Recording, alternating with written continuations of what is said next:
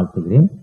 இவரோட வாய்ப்பை தந்தமைக்காக ஆண்டவருக்கும் ஸ்தல போதகர், அருமையான மூத்த போதகர், அவைக்குரிய தகப்பன் அவர்களை வாழ்த்துகிறேன். திருச்சியுடைய செயலர், பொருளர் மற்றும் ஆட்சி மன்ற குழு, திருச்சியுடைய மூத்த மக்கள், பாடல் குழுவினர்கள், யூத், சண்டே ஸ்கூல் மற்றும் பெண்கள், ஆண்கள் ஐக்கியம் ஒவ்வொரு ஃபெலோஷிப்காக நன்றி செலுத்துகிறேன். இவருடைய வாய்ப்பு ஆண்டவர் எனக்கு தந்தமைக்கு ஆண்டவருக்கு மீண்டுமாய் நன்றி சொல்லி, இந்த 24 பேராயங்களுக்கும் கொடுக்கப்பட்ட தலைப்பு இன்னைக்கு நமக்கு வாசிக்க கேட்ட 4 பாடங்கள். ஆண்டவரை ஆவியோடும் உண்மையோடும் தொழுது கொள்ளுதல். worship the Lord, truth and spirit. ஆவியோடும் உண்மையோடும் ஆண்டவரை வழிபடுதல். ஆவியோடும் உண்மையோடும் ஆண்டவரை வழிபடுங்கள். ஆவியோடும் உண்மையோடும் ஆண்டவரை தொழுது கொள்ளுங்கள். ஆவியோடும் உண்மையோடும் ஆண்டவரை ஆராதித்துக் கொள்ளுங்கள். நாம் ஆராதனை முறை அருமையா சங்கீதம் பாடினோன்னு தென்னிந்திய திருச்சபை அற்புத தீய நாளையத்து மக்களாகிய நீங்கள் அழகாக அவங்க 2 கைகளை தூக்கி எல்லாரும் ஒருத்தர் விடலை, எல்லாரும் கைகளை ஒதுக்கி ஆண்டோருக்கு ஒரு நன்றி செலுத்துறீங்க. ஒரு அருமையான சங்கீதம். உன் கருவை என்னுடைய கண்கள் கண்டது, உன் உள்ளந்திரியங்களை ஆராய்ந்திருக்கிறேன், நீ எழுந்திருக்கிறப்போ படுத்திருக்கிறப்போ நான் உன்னோடு இருக்கிறேன். அருமையாக ஃபாதர் பெர்க்மான்ஸ் அந்த பாட்டை ரொம்ப சூப்பராக பாடுவாங்க. ஒருவேளை அந்த பாட்டு எனக்கு ரொம்ப ரொம்ப பிடித்த ஒரு பாட்டு. அந்த சங்கீதம் 139 பேஸ் பண்ணி பாடுவாங்க. அதில் என்னிடத்தில் வேதனை உண்டாக்கும் வழி என்னிடத்தில் உண்டோ என்று பார்த்து அதிலிருந்து விடுதலை பெற்றுக்கொள். நீங்கள் சிந்திக்க சொல்வது அதுதான். இப்போ நான் ஆண்டோடைய சரீரத்தையும் ரத்தத்தையும் பெற்றுக்கொள்ளப் போகிற நீங்கள் நானும் 1 கொரிந்தியர் 11:28 சொல்றாரு, தன்னைத்தான் சோதித்தறிந்து தன்னை டெஸ்ட் பண்ணணும். நம் ஆண்டோடைய சன்னிதானத்தில் சேர்வதற்கு ஒரு நம்ம சரியான மக்களாய் அந்த தாழ்வின் ஜபம், மேட்டின் கீழ்வின் துணிக்கைகளை பொறுக்கிக் கொள்ள நாங்கள் பார்க்கிறதல்ல. ஒரு தாழ்வின் ஜபம் அதான் சங்கீதம் 19:12 தன் பிள்ளைகளை உணர்வன் யார்? நீதிமொழிகள் 11:28 சொல்லுது, பாவங்களை மறைக்கிறவன் வாழ்வடைய மாட்டான், அறிக்கை செய்து விட்டு விடுகிறவனோ இரக்கம் பெறுவார். வேதத்துல யார் தன்னை சிந்தித்து ஆண்டோடைய சன்னிதானத்துல திரும்பி போனாங்களோ, 2 நாளாகவும் 33ஆம் அதிகாரத்துல மனோசை ஆண்டுடைய சத்திற்கு சற்றும் சிறி சாய்க்கல, ஒரு கூட சிறி சாய்க்கல. பேசியா என் வேலையை நான் பார்க்கிறேன் ராஜா. அவன் ஆண்டுடைய சத்தத்துக்கு செவி கொடுக்கல. அவன் எதிரிகளால் அவன் புடமிடப்படும் பொழுது தன் தகப்பனை நோக்கி அபயம் விடுறான். தகப்பனே, தாவீதின் குமாரனே, எனக்கு இறங்குங்க. அந்த அபயவர்கள் தன்னை நினைத்து ஆண்டுடைய சத்தத்துக்கு தான் செவி சாய்க்கல் என்பது நினைத்து அவன் அபயம் விட்ட பொழுது அந்த மறுவாழ்வுக்கு ஒரு 47 நாட்கள் பாசிங் இல்லை. ஒரு 250 கிலோமீட்டர் நடந்து போல, ஒரு 9 கோயில் கட்டி கொடுக்கல, சரி 10 ஏழைக்கு சோறு போடல. அவன் ஜெபித்த ஜெபம் அந்த ஸ்பாட்ல அங்கே விடுதலை. எங்க அதுதான் சமாளிப்பன். சமாளிப்பனுடைய பெஸ்ட் குவாலிட்டி என்னன்னா, ஆண்டவர் சொல்றாரு, நீ என்கிட்ட வந்தா இது ஜீவனுள்ள தண்ணீர், இந்த இடத்துக்கு வந்தா தாகமே வராத ஒரு தண்ணீர், நீ அப்பப்ப தண்ணி குடிக்க வேண்டாம். இப்ப நான் பாட்டில் வச்சிருக்கேன், வெந்நீர் வச்சிருக்கேன், அப்பப்ப எனக்கு குடிச்சுக்கிட்டே இருக்கணும். இப்ப கொஞ்ச நேரமா குடிக்கிற தொண்டை வலி ஸ்டார்ட் ஆயிடுச்சு. ஒரு 45 நிமிஷம் ஒரு மெசேஜ் முடிச்சுட்டு வந்தேன். கிட்டத்தட்ட 1 லிட்டர் 1.5 லிட்டர் தண்ணி வரையும் குடிச்சிருக்கேன், இந்த கூலிங்கான நேரத்துல கூட. ஆனா அவர் சொல்றாரு, எனக்கு தண்ணியே வேண்டாம்பா, எனக்கு தண்ணியே வேண்டாம்னு சொல்றாங்க. அப்ப அவர் சொல்றாங்க, அந்த உண்மைதான்பா, இப்பதான் நம்ம வீட்டுக்குள்ள பைப் வந்துருச்சு, வீட்டுக்குள்ள டைரக்டா கவர்மெண்ட் கொண்டாந்து பைப்பை விட்டு, பைப்பு சம்முல போட்டு, சம்முல இருந்து ஓவர் டேங்க் போய் எல்லா இடத்துலயும் எங்க திருப்புறமோ அங்கெல்லாம் தண்ணி வருது. ஆனா 35-40 வருஷத்துக்கு முன்னால கிராமங்கள்ல ஒரு பொது கிணறு, ஊருக்கு பொதுவான ஒரு பொது கிணறு இருக்கும். அந்த கிணத்துலதான் போய் எல்லாரும் தண்ணி எடுக்கணும். அந்த கிணத்துல வெத்தையை போடுவாங்க. வெத்தலை போட்டா இந்த ஊர்ல ஏதோ ஒரு பெண் ஏஜ் அட்டன் பண்ணியிருக்கா தெரியும். அந்த அளவுக்கு எல்லாரும் அந்த நேரத்துல காலையில மாலையில வருவாங்க. வர்றப்ப பாத்தீங்கன்னா எழுந்து பல் விளக்கி நல்ல பவுடர் போட்டு பூ வச்சு தெளிவா பார்த்த பொழுது ஒருத்தரை பாக்குறாங்க. அந்த உறவை புதுப்பித்துக் கொள்கிற ஒரு இடம் அந்த கிணறு, அந்த ஊர் கிணறு ஊருக்கு நடுவுல இருக்கும். உறவைப்பு என்ன 2 நாளா தண்ணி ஆளக்கான்ல இவங்கள ஊருக்கு போயிருந்தேன் மகா வீட்டுக்கு சொல்லுவாங்க. இல்ல உடம்பு சரியில்லை, இல்ல 2 நாள் அந்த அக்காவை ஆளக்கான்ல என்ன ஆச்சு, அது ஒருவர் புது உறவை புதுப்பித்துக் கொள்கிற இடம். இன்னைக்கு மனுஷன் வாழ்க்கை தரம் கூட கூட இந்த உறவு குறைஞ்சிக்கிட்டே இருக்கு. நான் என் பிள்ளைங்க, என் பேர பிள்ளைங்க, என் பேர பிள்ளைங்கன்னா இப்படிப்பட்ட ஒரு தனி செட்டில்மெண்ட்டுக்குள்ள போயிட்டு எல்லாமே அந்தந்த இடத்துக்கு வந்துடுது, ஸ்பாட்டுக்கு வந்துடுது. ஃபோன் பண்ணா கேஎஃப்சிலேருந்து கரெக்டா சிக்கன் வந்துடுது, சாப்பாடு வந்துடுது, எல்லாம் வந்துடுது. இன்னும் அப்படி இல்லை. கடைக்கு போனா ஒரு குறிப்பிட்ட கிரே சூப்பர் மார்க்கெட் ஐயா இருக்காங்க, தூரத்துக்கு போனோம். இன்னைக்கு அவங்க கடைக்குள்ள போனா A to Z எல்லாமே கிடைச்சிருது. இன்னும் அப்படி இல்லை. காய்கறி ஒரு கடைக்கு போனோம், மளிகை கடைக்கு ஒரு இடத்துக்கு போனோம், பதிக்கு ஒரு இடத்துக்கு போனோம். இப்ப ஆர்டர் பண்ண எல்லாமே வந்துடுது. அந்த அளவுக்கு அட்வான்ஸ் டெக்னாலஜி எல்லாமே அட்வான்ஸா போய் உறவு குறைந்து கொண்டே இருக்கிறது. தேவையானதை வாங்கி ஃப்ரிட்ஜில் வைக்கிறோம். ஃப்ரிட்ஜில் வைக்கிறதால கொடுக்கிற தன்மை குறைந்து கொண்டே இருக்கிறது. நீங்க குப்பை வந்திருக்கமா, சோறு போடுமா, மாடை வந்திருக்கேன் உணவு கொடுன்னு கூப்பிட்டான். இன்னைக்கு அப்படி இல்லை. பிரியாணி இன்னைக்கு நல்லா இருக்கு, என் பிள்ளை நல்லா சாப்பிட்டாலேன்னு ஃப்ரிட்ஜில் வச்சுட்டு அப்புறம் வேலைக்காரிக்கு ஒரு 20 ரூபா கொடுத்து எடுத்து தூர போடுவோம். உறவு குறைந்து விட்டது, கொடுக்கல் குறைந்து விட்டது. இந்த இரும்பு டப்பா என்னைக்கு வீட்டுக்குள்ள வந்ததோ அன்னைக்கு நன்மையும் குறைஞ்சிச்சு, பிச்சை போடுறதும் குறைஞ்சி போச்சு. இதுதான் தன்மை, இதுதான் அட்வான்ஸ் டெக்னாலஜி. அன்னைக்கு அந்த அம்மா அந்த கிணத்துக்கு வந்தது, கிணத்துக்கு வரப்போ தனியாக வந்தது, மத்தியான நேரத்தில் வந்தது. அங்க இருக்குது இயேசுவும் அவர் மட்டும்தான். இயேசு யாருக்கு வந்தாலும் கைவிடப்பட்ட மக்களுக்கு, இருளியாளும் ஜனங்களுக்கு பெரிய வெளிச்சத்தை காண்பதற்காக வந்தார். அந்த காலத்திலும் மரணத்தை மக்களுக்கு விடுதலை கொடுப்பதற்காக இயேசு கிறிஸ்து வந்தார். ஐயா, யார் கைவிடப்பட்ட நிலைமைக்கு அந்த மக்களுக்கு கொடுக்க வந்தாங்க. அந்த பெண் தனிமையான ஒரு நிலைமையில் அந்த இடத்துக்கு வராங்க, தனிப்பட்ட நிலைமையில். ஏன்னா எல்லாரும் கூட வந்து அந்த பெண் மோசமான பெண். நீ யாருன்னா ஃப்ரெண்டு யாரு சொல்லுன்னா நீ யாருன்னு சொல்லிடுறேன். ஒருவேளை அவ கூட ஒரு வாலிப பெண் பேசிட்டு ஐயா உறவு இருக்கு, இந்த பெண் நல்ல பெண்ணு மாப்பிள்ள கிடைக்காது, ஒருத்தரும் பேச மாட்டாங்க. அந்த அம்மா அதுதான் அங்க தனியா வந்துச்சு. தனியா இந்த பெண் கைவிடப்பட்ட நிலைமை பெண்ணை சந்தித்து பேசுகிறார். பேசும்போது சொல்லுகிறார், உனக்கு ஜீவ தண்ணீரை தருவேன்.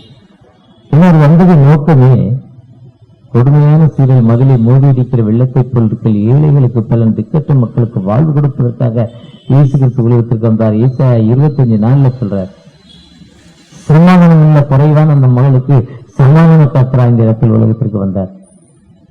ஒளி வீசும் இருளான வாழ்வு இருக்க அந்த மகளுக்கு ஒளி வீசுவதற்காக வந்தார். ஒருவேளை என் வாழ்வு இருளான வாழ்வு, என் வாழ்வு சமாதானம் இல்லை, என் வாழ்வு கஷ்டமான வாழ்வு, என் வாழ்வு ஒரு விடுதலை இல்லாத வாழ்வு, அப்படிப்பட்ட வாழ்வுக்கு நினைத்து விடுதலை கொடுப்பதற்காக இயேசு கிறிஸ்து உலகத்திற்கு வந்தார். இயேசு கிறிஸ்து ஒரு மதத்தை ஸ்தாபிப்பதற்கல்ல, ஒரு மதத்தை உருவாக்குவதற்கல்ல. இயேசு கிறிஸ்துடைய பெஸ்ட் குவாலிட்டின்னு சொல்றப்ப அவர் பிறந்தது ஒரு சரித்திரம். கிறிஸ்துக்கு முன் கிறிஸ்துக்கு பின், பிஃபோர் கிரைஸ்ட் ஆஃப்டர் கிரைஸ்ட். அவர் பிறந்தது ஒரு அதிசயம். ஒரு கன்னிப்பெண்ணின் வயிற்றில் ஒரு ஆண்மகனுடைய உறவில்லாமல் தீவாண்டி மகிழை. அவர் பிறந்தது ஒரு அர்ப்பணம். அதே மாதிரி இந்த உலகத்துல யாருமே பிறக்கல. அவர் வாழ்ந்தது ஒரு அர்ப்பணம். தனக்கென்று எதையுமே வைத்துக் கொள்ளல. தன்னை 30 ஆண்டுகள் வழிநடத்திய தாய்க்கு அதோ என் மகன், அதோ என் தாய் என்று தனக்கு ஒரு ட்ரஸ்ட் ஆரம்பிச்சுக்கல. அவர் சொசைட்டி ஆரம்பிச்சுக்கல. தனக்குன்னு ரிட்டையர்மெண்ட் அனுப்பி எவ்வளவு பென்ஷன் அவர் பென்ஷன் போட்டுக்கல, பென்ஷனும் போட்டுக்கல. மதிப்பது ஒரு அதிசயம். எல்லாரும் மதித்த பிறகு 3 ஆண்டுல சாகணும்னா கைகால் எலும்ப உடைச்சுதான் சாகடிப்பாங்க. அவர் அதுக்கு அப்படியும் மதிக்கல. 5 மணிக்கு முன்னால சாணம் அவர் 3:30 மணிக்கு இறங்குறார். வேதனை அதிகம் இல்ல. என் தேவனே ஏன் அவருடைய கைவிட்டியும் கேட்டபோது அவருடைய ஜீவனை விட்டு பிரி முடிந்தது என்று சொல்லி ஆவியை ஒப்பு கொடுக்கிறார். 4 வருஷம் என்ன வந்துருவாங்க. மறித்தது ஒரு அதிசயம், உயிரோடு எழுந்தது அவசியம், அவர் தீவாண்டி மெய்மை கொடுத்தது அதிசயம். அந்த அதிசயத்தை சொல்லியிருக்க எனக்கு திருச்சபை. அவர் எழுந்தவுடனே தீவாண்டி மகிமை வந்துச்சு, ஒரு பலன் வந்துச்சு. அந்த பலனை பற்றிதான் திருச்சபை ஒன்னா கூடிச்சு. அந்த திருச்சபை இயேசுவின் நன்மை சொல்வதுதான் திருச்சபை, இயேசுவின் கற்பனைகளை சொல்வதுதான் திருச்சபை. அந்த கற்பனை காப்பாற்றுக்கும் 2 கூட்டம் அன்னைக்கு திருச்சபையில 3 கூட்டம். ஒருத்தன் கிழக்கணிக்கு சோறு, ஒருத்தன் மேற்கணிக்கு சோறு, ஒருத்தன் தெற்கணிக்கு வெயிடான்னு 3 பேரும் சண்டை போட்டு திருச்சபையில அமைதியை குறைஞ்சி போச்சு. அந்த கட்டளைகளையும் அந்த கற்பனையும் மக்களுக்கு போதிப்பதற்காக அமைக்கப்பட்ட திருச்சபையில இன்னைக்கு அந்த அமைதியை கெட்டு போச்சு. ஊருக்கு 98 விழுக்காடு திருச்சபையில இப்படிதான் இருக்கு. யாரு பெரியவர் என்று இயேசு அந்த கான்செப்டை நம்ம மறந்துட்டோம். அவர் அன்பை கொடுக்கிறாரு, தெளிவை கொடுக்கிறாரு, அமைதியை கொடுக்கிறார், வாழ்க்கையை கொடுக்கிறாரு. அந்த வாழ்க்கையின்படி அந்த தாயாட்ட பேசுறாரு, அம்மா ஜீவத்தினை வேணும்னா கண்டிஷன். டீச்சர் ஆகணும்னா நேற்று ஒரு தம்பிட்ட பேசியிருந்தேன். அவன் அங்கிள் டீச்சர் யாராருக்குன்னா சொல்லுங்க அங்கிள், அந்த நெட்டு செட்டு பாஸ் ஆயிருக்கணும்னா. காலேஜ் படிச்சா போதும், அப்புறம் பிஎட் படிச்சா போதும், இப்போ செட்டு நெட்டு பாஸ் பண்ணணும், நீங்க கொண்டால இன்னொரு ஏதோ ஒரு எக்ஸாம் கொண்டு வருவாங்க, அப்படிதான் டீச்சர் ஆக முடியும். ஐயராகனா ஊழியக்காரன்னா ஒண்ணுமே இல்லை, வேதத்தை பற்றியும் ஒண்ணும் இல்லை. நான் என்ன செய்ய சொல்லுங்க, அவ்வளவுதான். இதை நான் அடியே போகிறேன், யாரும் எனக்கு நினைப்பு என்னுடைய ஏக்கத்தை நான் போறேன்பா, நான் ப்ராமிஸ் பண்றேன். அததான் பவுலடிகள் சொன்னார், நீங்க யார், நீ துன்பப்படுத்துக இயேசு, நீ என்ன செய்ய இப்ப சொல்லுங்க, நீ போய் ராஜாக்களுக்கும் இப்படி சொல்லிடாங்கிறார். ஓகே, நான் இப்பவே போறேன், உடனே போறேன், உடனே ஒப்பு கொடுத்தாரு. இதுக்கு பீடி பிடிக்கணும்னு அவசியம் இல்லை. உலக பிரகாரமா நம்ம ஏமாத்திக்கிறதுக்கு டைசிஸும் மக்களும் வச்சுக்கிற ஒரு சட்ட திட்டங்கள், இதெல்லாம் இப்படிதான் இதான் பிடிக்கணும், இது உலக பிரகாரமா வைத்துக் கொள்கிற ஒரு சட்ட திட்டங்கள். ஆண்டவத்தை வரணும்னா முழு இதயத்தோடும், முழு ஆத்மாவோடும், முழு மனதோடும், முழு சிந்தையோடும் ஃபுல்லா கொடுத்துடணும். பவுலடிகளை திரும்பி பார்க்கல, ஈசா திரும்பி பார்க்கல, எலியா திரும்பி பார்க்கல, மோசே திரும்பி பார்க்கல, குடும்பத்தை பார்க்கல, மனைவியை பார்க்கல, பிள்ளைகளை பார்க்கல, ஆண்டோட வேலையை மட்டும் தான் செய்வாரு. அதனால உயர்த்தப்பட்டார். யார் அப்படிப்பட்ட ஆண்டோட வேலையை மட்டும் செய்யறோமோ ஆனா ஆண்டோட அர்ப்பணிப்பு அதுதான். அம்மா சொன்னாங்க, நான் வரேன்பா, எனக்கு என்ன செய்யணும், உனக்கு உன் புருஷனை போய் கொடுத்தா, இல்லையே 5 புருஷர்கள் இருக்காங்களே உனக்கு, நான் ஒரு ஆன்சர். ஆமா, உண்மைதான் உண்மைதான், நீங்க தீர்க்கதரிசின்னு நினைக்கிறேன். உடனே அந்த அம்மா சொல்றாரு, கிராமத்துக்குள்ள குடுகுடுன்னு ஓடுது, வீட்டு சொல்ல, நீ போய் சொல்லுன்னு சொல்லல, அந்த அம்மா ஓடுது கிராமத்துக்குள்ள குடுகுடுன்னு ஓடி போய் அந்த கிராமத்துல நின்று, நான் பாவியான பெண், விபச்சார பெண், பேசி பெண் ஒருத்தர் சொல்றாரு, உண்மைதான். அந்த மேசி அந்த ஊருக்கு வந்திருக்கிறாரு, ஒரு விடுதலை நாயகன் இந்த ஊருக்கு வந்திருக்கிறாரு. அந்த அம்மா சொன்னதுல அந்த கிராமமே அங்க குடுகுடு வந்து அந்த மக்களை பார்த்துச்சு.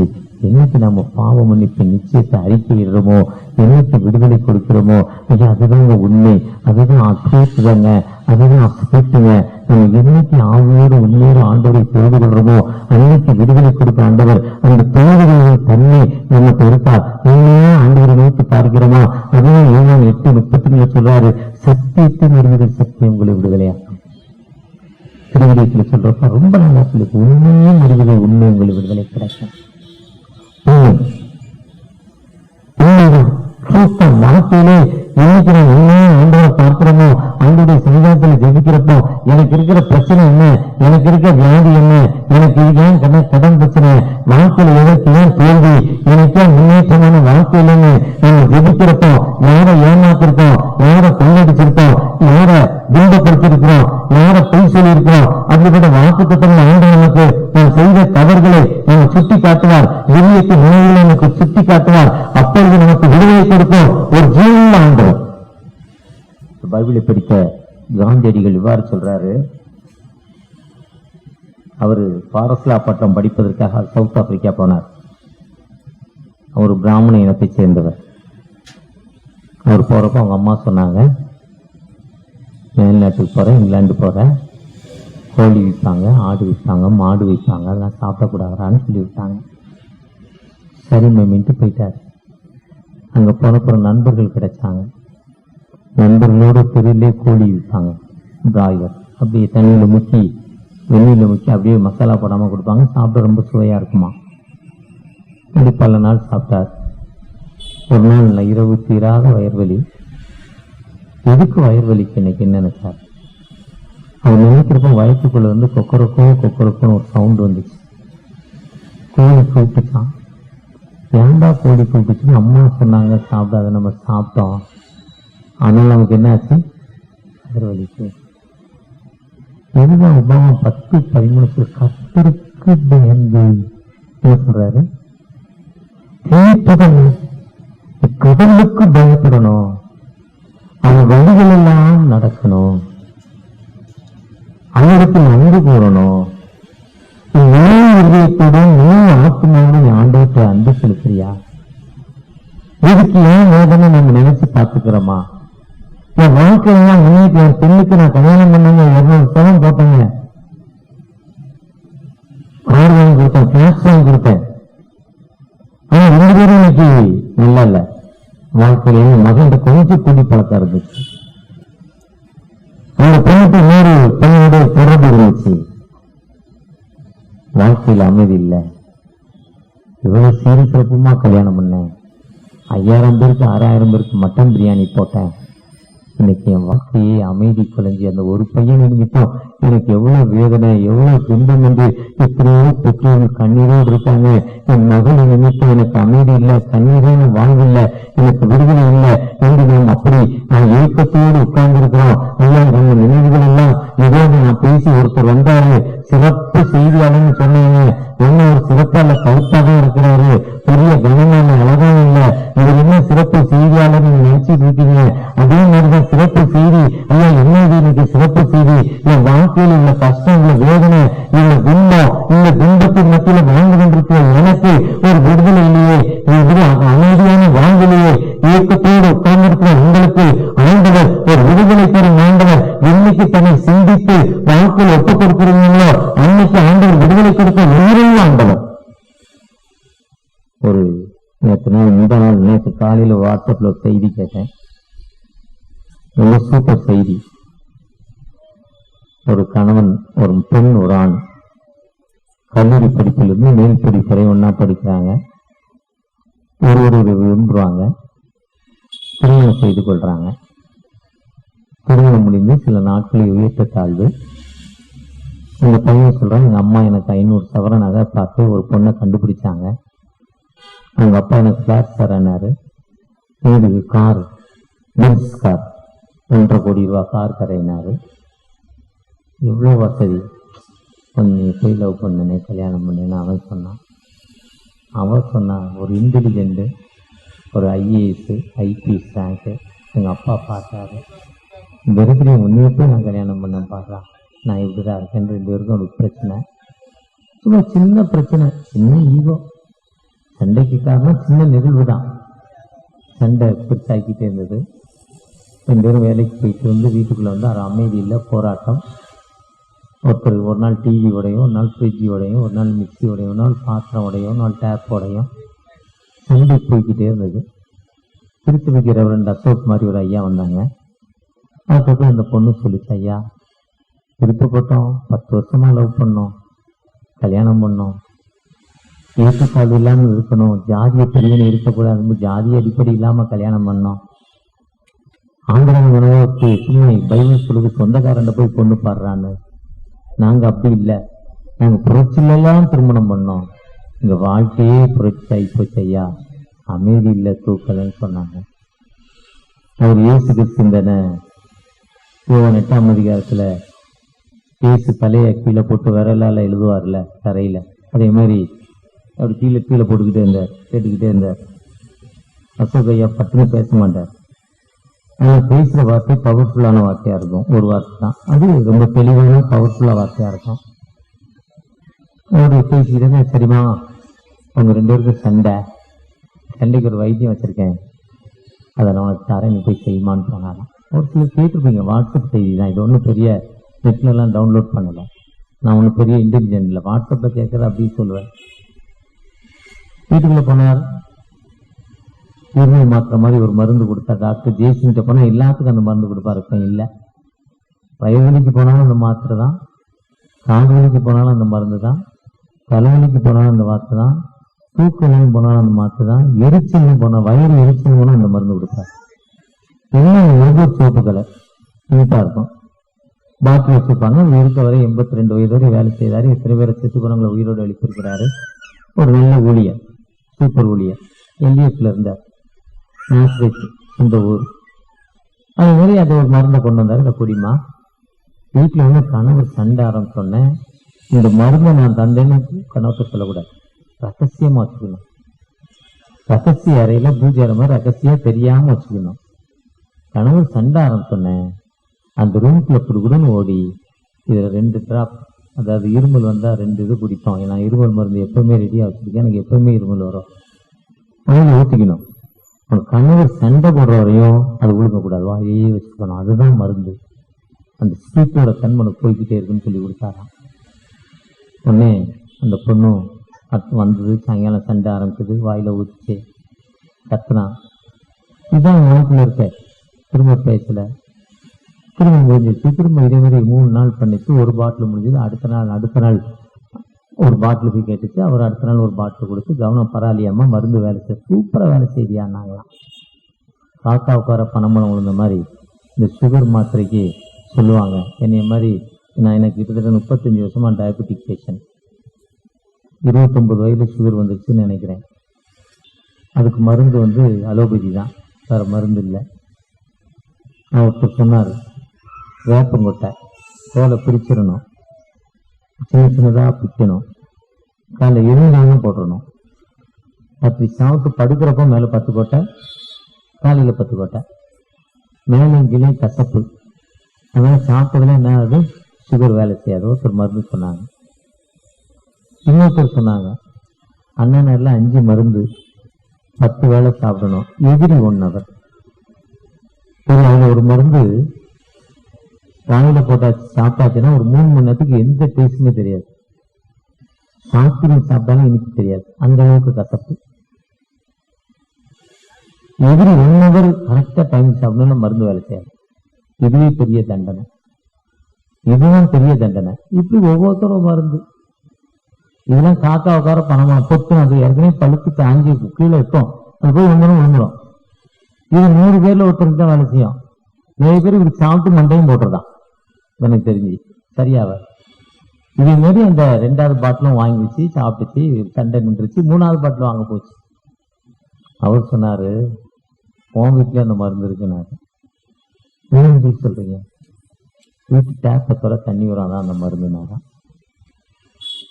வாழ்க்கையில நம்ம விட்டு கொடுக்கிற தன்மை இல்லை.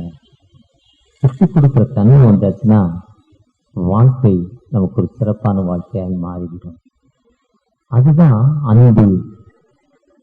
அந்த உபாகம் 10 கர்த்தருக்கு பயந்து அவர் வழியில் நடந்து, அவர் கட்டளையின்படி நடந்து, உன்னிடத்தில் அன்பு கூறுவதில் பிறப்பில் அன்பு கூறு. அந்த லவ், அந்த சேரிட்டி, அதுதான் 1 Corinthians 13 சொல்றப்ப எல்லாம் கெட்டு போவோம். கைத்தாளம், ஓசை எல்லாம் போயிடும். கடைசியா நிற்பது விசுவாசம், நம்பிக்கை, அன்பு. இந்த தேர்ட் சேரிட்டி, அந்த சேரிட்டி மட்டும் நிற்கிறாரு.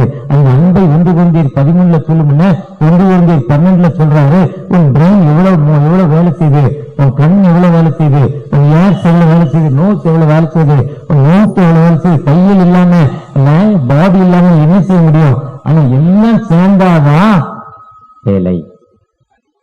எல்லாம் நன்றாக செய்ய வேண்டும். எல்லாம் ஒன்று செய்யணும்னா அந்த இடத்துல திருச்சபை லாயர், திருச்சபை செக்ரட்டரி, ட்ரெஷரர், திருச்சபை ஆட்சி மன்றத்திலோ பெண்களைக்கும் ஆண்களைக்கும் சண்டே ஸ்கூல் ஒவ்வொரு ஐக்கியமும் திருச்சபையில ஒன்னா சேரணும். அப்பதான் திருச்சபை ஒன்னா இருக்கும். யாரும் திருச்சபை தனியா எடுத்துட்டு போக முடியாதுங்கிற ஒரு கான்செப்ட் அன்பை பற்றி சொல்றாரு. இதுதான் கர்த்தருக்கு பயப்படுவது. கர்த்தருக்கு பயப்படுவது என்பது அவருடைய கட்டளைகள். அவருடைய கட்டளை தன்னை விட்டு கொடுப்பது, தன்னை நினைத்து பிறகு அறிக்கை விடுவது. அந்த பெண் தன்னை நினைத்து பிறகு அறிக்கை விட்டாங்க. நினைத்து அறிக்கை விட்டதால இந்த பெண் உயர்த்தப்பட்டாங்க. அதனால ஏசாயா 6ஆம் அதிகாரம் 7ஆம் வசனம் இவ்வாறு சொல்றது, இது உதடுகளை தொட்டதினால் உன் அக்கிரமம் நீங்கி உன் பாவம் நிவர்த்தியானது. எப்போ ஜீசஸுடைய வேர்ட்ஸ் நம்மளை டச் பண்ணிச்சோ அப்ப இந்த பாவங்கள் நம்ம விட்டு நீங்கிறோம், நம்முடைய வேதனை மாறிடும். எப்ப நம்முடைய பாவங்கள் நம்ம விட்டு நீங்கிட்டோ அப்ப நமக்கு வேதனையை மாற்றி ஒரு புது வாழ்வை கொடுக்கும் ஒரு உயிரை ஆண்டவர். அதுதான் 2 சுனோக்கியல்ல சொல்றப்ப 2ஆம் அதிகாரம் 15ஆம் வசனத்துல, நான் உங்களுக்கு உபதேசித்த முறைமையை நீங்கள் கை கொள்ளுங்கள். அவங்களுடைய வார்த்தையை நம்ம கை கொள்கிற மக்களாய் காணப்பட வேண்டும். இந்த கர்த்தருடைய வசனம் என் கால்களுக்கு தீபமும் என் பாதைக்கு வெளிச்சம்.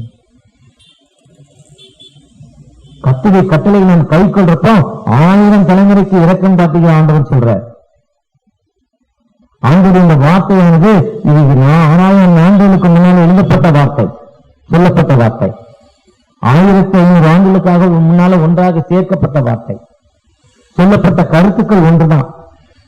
எங்க தாத்தா தெரியும், தாத்தாக்கு அப்பா எனக்கு தெரியாது. என்னைய தெரியும், என் பேரனை தெரியும், என் மகனை தெரியும், எங்க அப்பாவை தெரியும், எங்க ஐயாவை. ஐயாவுக்கு ஐயாவை தெரியும். அவர் என்ன பண்ணாரு, கிராமத்துல குறிப்பிட்ட நாள்ல ஆட்டு ரத்தம், மாட்டு ரத்தம், கோழி ரத்தத்தை குடிச்சு ஆனார். ஆண்ட மனிதர் பெயர் மகாலிங்கம். அங்க அடிப்பாங்க 6-8. 6-8னா டங்கரங்கண்டாங்க டங்கரங்கண்டாங்க. அந்த அடி வந்தோடனே என்ன ஆகும்? ஆட்டம் வந்துடும்.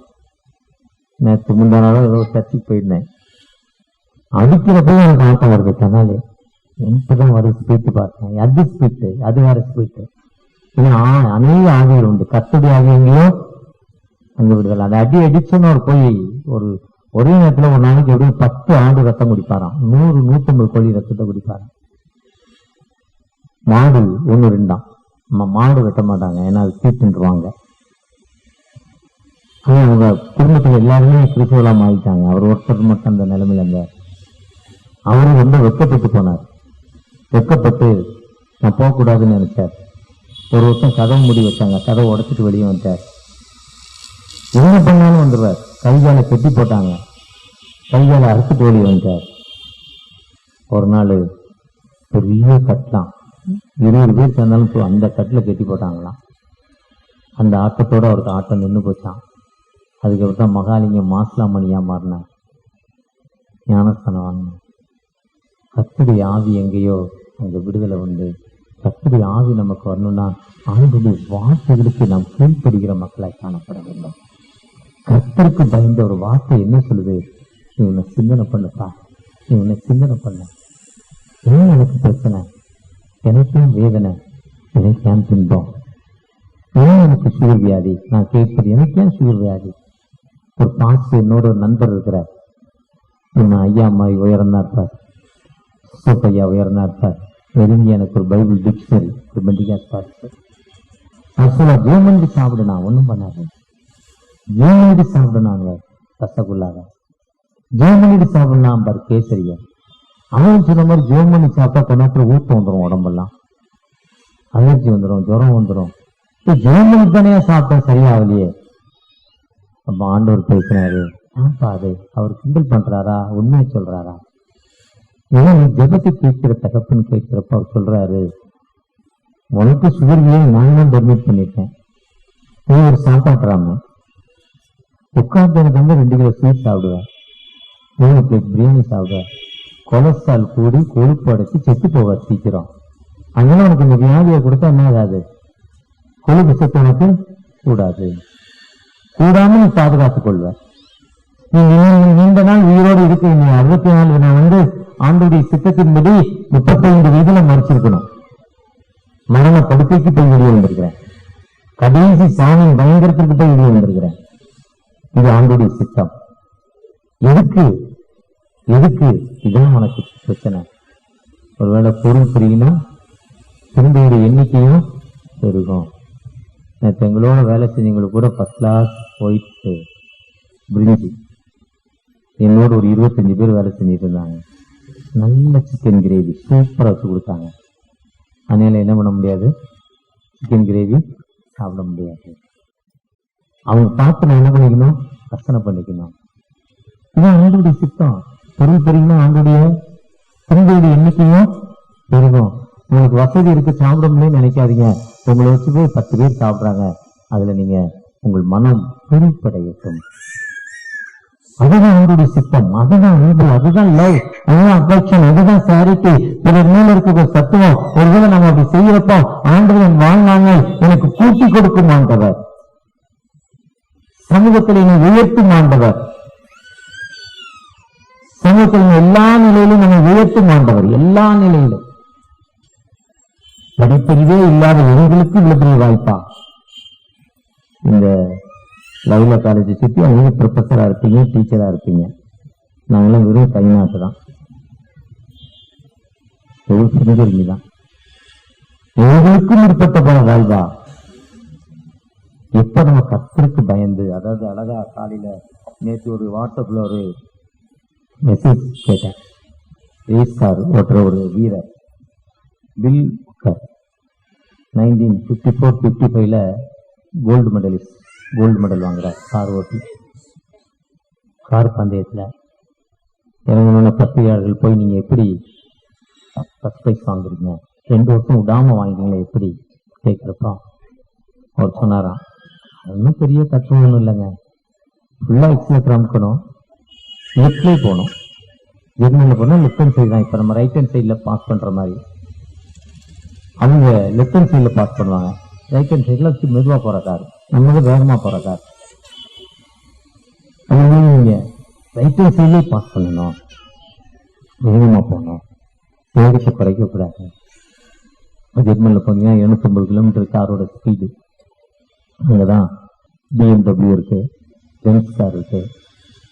இந்த ஃபேக்டரி பார்க்கறதுக்கே $100 கேட்குறான்.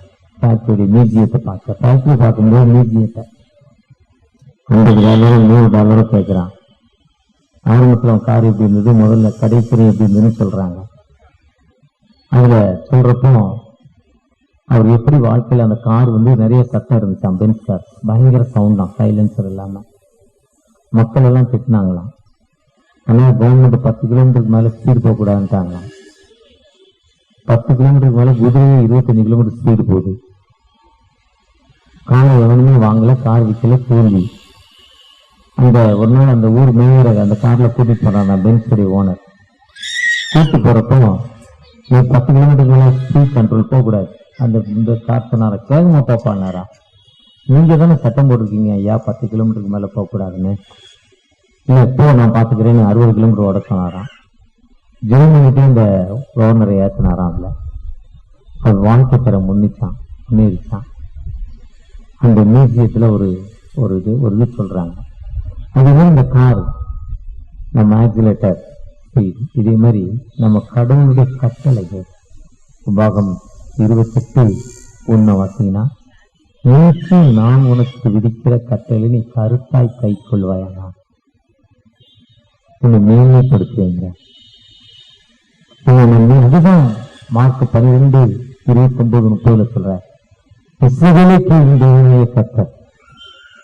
எப்ப நம்ம ஆண்டோடைய சத்தத்துக்கு கீழ்ப்படிந்து ஆண்டோடைய வார்த்தைக்கு கீழ்ப்படுகிறோமோ, அப்பொழுது நம்மை உயர்த்தும் ஆண்டவர், நம்ம எல்லா நிலையிலும் உயர்த்தும் ஆண்டவர். அந்த கர்த்தருக்கு பயந்து, அந்த யோசேப்பு ஐயா ஆண்டவருக்கு பயந்தாங்க. பயந்தவர வாழ்க்கை எப்படி இருந்துச்சு. மொர்தெகாய், எஸ்தருடைய சித்தப்பா மொர்தெகாய், கஷ்டங்கள் வர்றப்போ தன்னை பெருமைப்படுத்துற கஷ்டம் வருது. ஆனா ஆண்டவருடைய சன்னிதானத்துல காத்திருந்து ஜெபித்ததால, எஸ்தரை கூப்பிட்டு ஜெபித்ததால, பாசில் இருந்து அல்லும் பகலும் 3 நாட்கள் ஒரு பெரிய விடுதலை, பூரிங்கிற ஒரு பெரிய பண்டிகை, யூத மக்கள் மத்தியில் ஒரு பண்டிகையை அறிமுகப்படுத்துறாங்க. நம்ம எப்பவும் ஆண்டோடைய சத்தத்துக்கு கீழ்ப்படிந்து, அந்த சமாரிய பெண் ஆண்டோடைய சத்தத்துக்கு கீழ்ப்படிந்து போனதால அந்த வாழ்க்கை சிறப்பாக அமைந்தது. நாம ஆண்டோடைய சத்தத்துக்கு கீழ்ப்படிந்து போறோமா?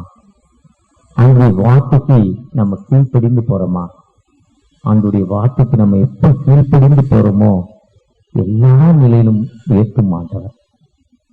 VS Vedanayagam, Azariah Samuel, EMS, NMS, CSI, CNI, general secretary, இந்திய மண்ணை சேர்ந்த முதல் பிஷப் அவர்தான் வேதநாயகம் மசரியா சாமுவேல். வெள்ளான்விளை, தூத்துக்குடி மாவட்டம். 2 திருச்சபைகள், பெரிய பெரிய திருச்சபைகள். அந்த மெயின் அவர் இருந்த அவருடைய தாய் திருச்சபையில பாத்தீங்கன்னா, இப்ப இங்க இருக்கிற மாதிரி 10 மடங்கு கூட்டம். போன மாசத்துக்கு முந்தின மாசம் அங்க போயிருந்தேன் சர்வீஸ்க்கு. சண்டே பெரிய காலேஜ் கட்டுறாங்க. அந்த இன்னைக்கு IMSல 1800 மிஷினரிகள் இருக்காங்க. NMSல 350 மிஷினரிகள் இருக்காங்க. அத்தனை வீடு வீட்டுல பாத்தீங்கன்னா வேதநாயகம் மசரியா சாமுவேலுடைய போட்டோ இருக்கும்.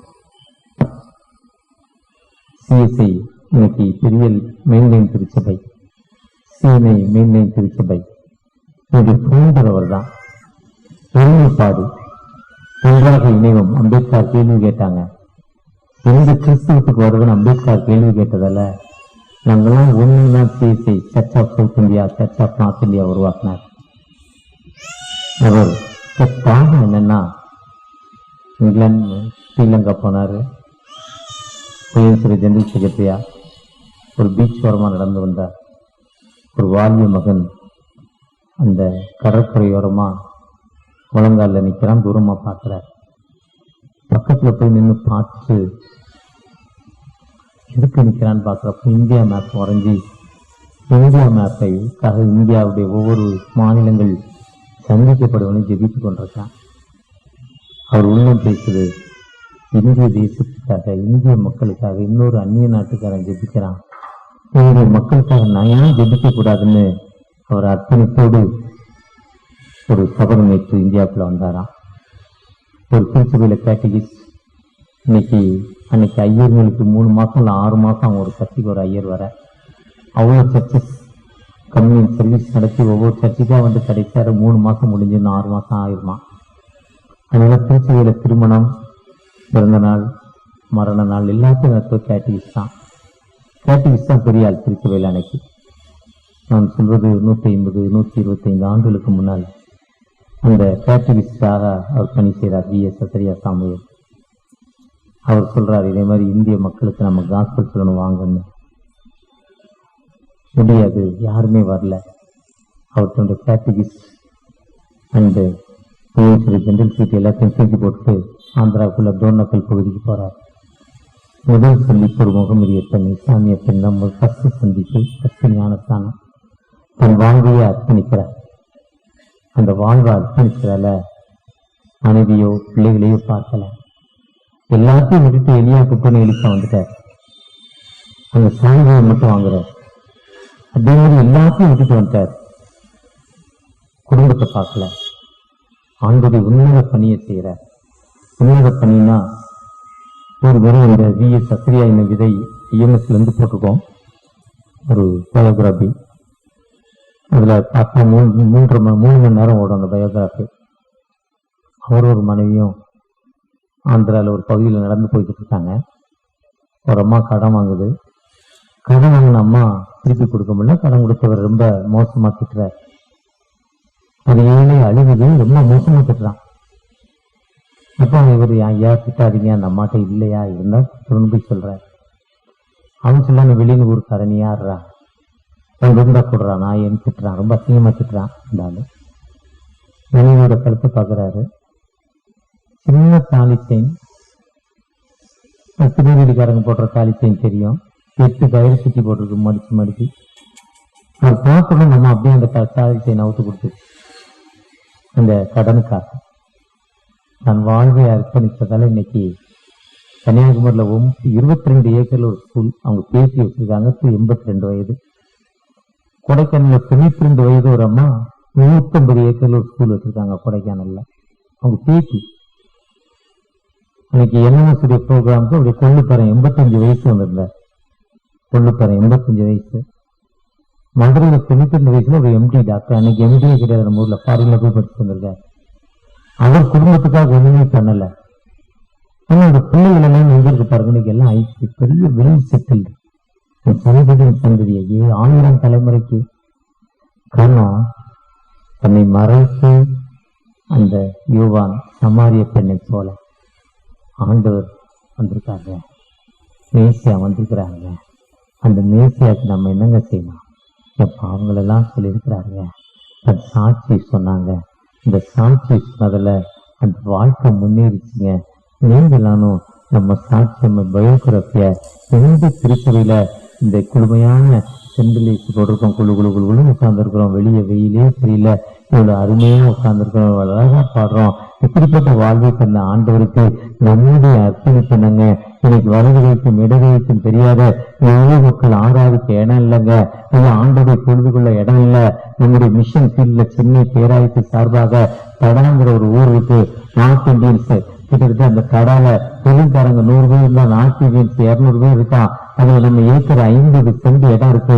அந்த 50 சென்ட்ல ஒரு சர்ச்சு போட்டா Telugu service, Hindi service, Tamil service 3 service நடத்தினா அந்த திருச்சபை அந்த மக்கள் பெரிய விழிப்புணர்வுங்க. ஆனா அந்த திருச்சபை நடத்தவே வழி இல்லாம ஒரு சின்ன ஷெட்ல நம்முடைய சென்னை பேராயம் பழமை வாய்ந்தது, பெருமை வாய்ந்தது, பணக்கார பேராயம்.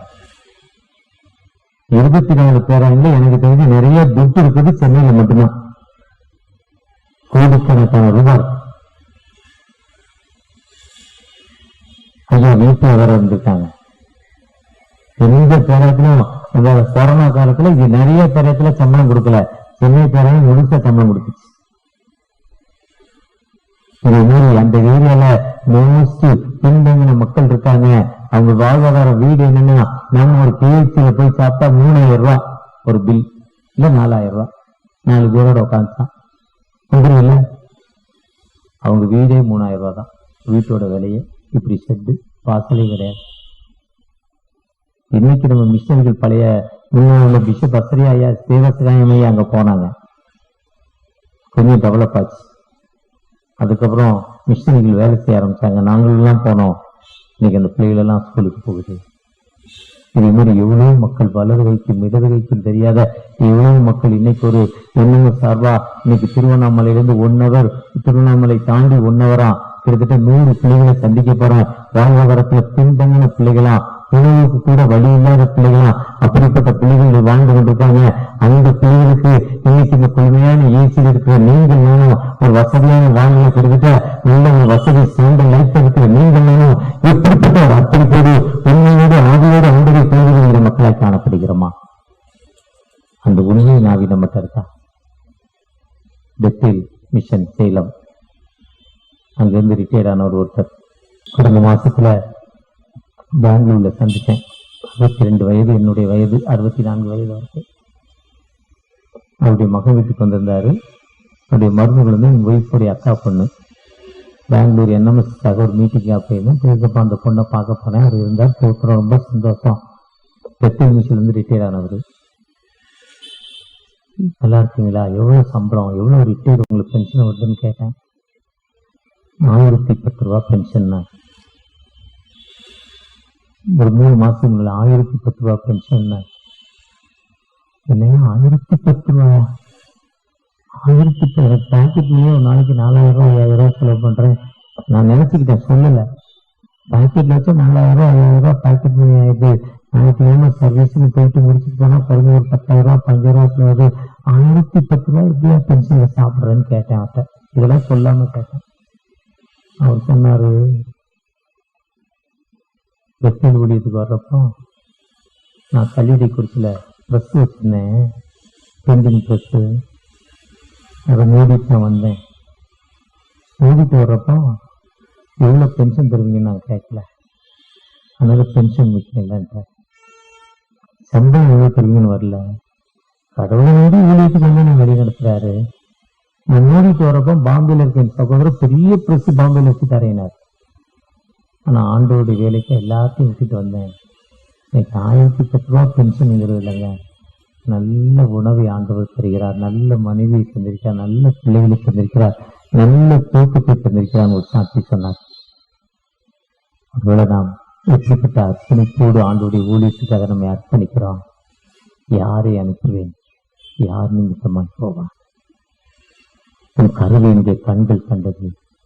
உன் எலும்புகள் உருவாகும் முன்னே, உன் சதைகள் உருவாகும் முன்னே, உன் தோள்கள் உருவாகும் முன்னே, உன் ஜாதிகளுக்கு தீர்க்க தரிசன அபிஷேகம் நினைக்கிறேன் 1:5 சொல்றாரு. அந்த ஆண்டவத்தை நம்முடைய அர்ப்பணிப்புங்க. இந்த அர்ப்பணிப்போடு நான் வருகிற என்னுடைய மிஷன் திருஷ்டிகளில் இல்ல சென்னை பேராயத்தோடு இணைந்து கொண்டாடக்கூடிய மிஷன் திருஷ்டிகள்ல நாம் எப்படி நம்முடைய அர்ப்பணிப்போடு கடந்து போகிறோம். ஒரு விசை கூட கண்களை மூடி தகப்பனே எங்களோடு பேசிக்கிறீங்க. நன்றி தகப்பனே.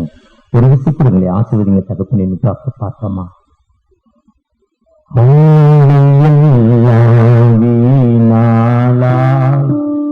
வருத்தத்தோடு கழிப்பதிலே நல்ல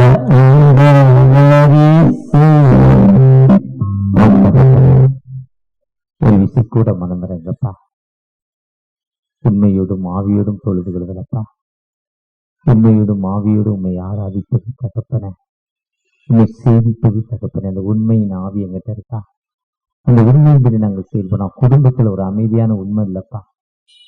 விட்டு கொடுக்கிற தன்மையில அந்த உண்மை எங்க குடும்பத்துல தாங்க தகப்பன. என் தொழில ஒரு உண்மை இல்லை. வாங்கின கடனை கொடுக்கல, வட்டிக்குத்தானே சொல்லி வாங்கின வட்டி கொடுக்கல. அந்த உண்மை என்கிட்ட இல்ல. நான் வாழ்க்கையில முன்னேறலப்பா. ஒரு விசை கூட இத்தனை வருஷத்துல நான் திரும்பி தரேன், வாடகைக்கு தானே வந்தேன். ஆனா நீ காலி பண்ணுன்னு சொல்றப்போ முடியாதுங்க. நீங்க என்ன செய்வீங்களோ செஞ்சுக்கோங்க, நான் கோர்ட்டு கேஸ் பார்த்துக்கோன்னு சொல்லி அந்த உண்மை விட்டு மாறுகிற மக்களாய் காணப்படுகிறோமே, அப்பொழுது ஆண்டவர் எப்பொழுதும் வாழ்க்கையில அமைதியை தருவார். ஐயா நீங்க சாவி கொடுத்தீங்க, இது உங்களுக்கு வேணும், உங்க இடம் உங்க வீடு, இந்தாங்க சாவி வச்சுக்கோங்க, நான் போறேன்னு சொன்னா ஆண்டவர் எப்படி நம்மை ஆசீர்வதிக்கிற தகப்பனாய் காணப்படுவார். கஷ்டத்துக்கு நம்ம நினைச்சு பாக்குறோம், தொழிலை விட்டு எப்படி போக முடியும்னு நினைக்கிறோம், நல்ல வீடு எவ்வளவு நாளும் வாடகை கொடுக்கலாம்னு நினைக்கிறோம், அதை எப்படி விட்டுட்டு போக முடியும்னு நினைக்கிறோம். வாங்குற கடன், ஐயா வாங்கினதோ 50,000, வட்டியோ 5 கோடி கொடுத்திருக்கிறேன், எதுக்கு 50,000 கொடுக்கணும்னு நினைக்கிறோம். அவர் சொல்றாரு வட்டி தாண்டா கொடுத்தா, முதல்ல கொடுக்கல அவர் சொல்றாரு. ஆனா நாம சொல்றோம் வட்டியே இவ்வளவு கொடுக்குறேன்னு சொல்றோம். எது ஸ்திரத்தன்மை, எது உண்மை, என் வாழ்க்கையில எதுக்கு எனக்கு கஷ்டம், என் பிள்ளைக்கு ஏன் கஷ்டம், என் பிள்ளைக்கு அமைதியான வாழ்வில்ல, எனக்கு என் வீடு கட்டப்படல, என் பிள்ளைகளை முன்னேற்றமான பாதையில கடந்து செல்லல, நம்ம சிந்தித்து பார்க்கிறப்போ ஆண்டவர் விடுதலை கொடுக்கும் ஒரு ஜீவன ஆண்டவர். ரிட்டையர் ஆயிட்டப்பா, பென்ஷன் 40,000 வருது, 25,000 வருது, வருந்தோ 40,000, எதுக்கு இந்த பென்ஷனு?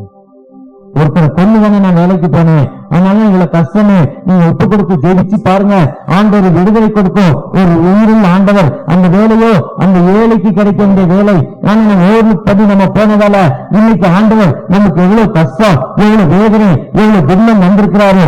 அந்த துன்பத்தை நினைத்து ஒப்பு கொடுக்கிறப்போ ஆண்டவர் ஒரு விடுதலை கொடுக்க ஆண்டவர் இந்த ஜீவனாண்டவர் நம்மோடு கடந்து வந்திருக்கிறார். என் துக்க நாட்கள் முடிந்து போச்சு, நான் ஏற்று உன்னை ஆசீர்வதிப்பேன் சொல்றார். இஸ்ரவேலை ஆசீர்வதிப்பது எனக்கு பிரியங்கிறார்.